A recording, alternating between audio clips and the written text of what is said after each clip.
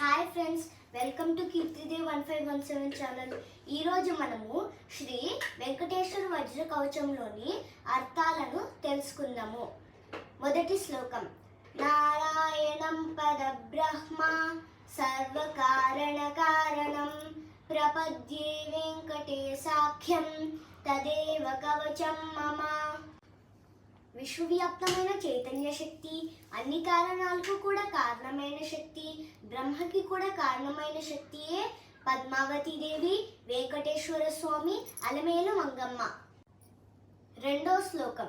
సహస్రశీర్ష పురుషో వెంకటేశ శిరోవతు ప్రాణేశ ప్రాణనిలయ ప్రాణం రక్షతు మే హరిః. సహస్ర శీర్షాల్లో ఉన్న వెంకటేశ్వర స్వామి నా శిరస్సును కాపాడుగాక, అన్ని ప్రాణులలో ఉన్న ఆయన నా శిరస్సును కాపాడుగాక, నా ప్రాణాలను కూడా కాపాడుగాక. మూడో శ్లోకం.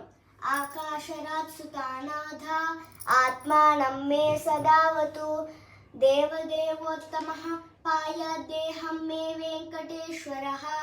ఆకాశరాజు కుమార్తె అయిన పద్మావతి దేవి, దేవదేవోత్తముడు అయిన వెంకటేశ్వర స్వామి నా ఆత్మని, నా దేహాన్ని కాపాడుగాక. నాలుగో శ్లోకం.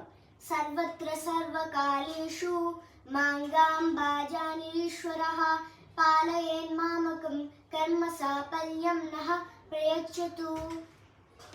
నేను చేసే ప్రతి పనిలో అలమేలు అమ్మవారు సాఫల్యం కలగజేయుగాక.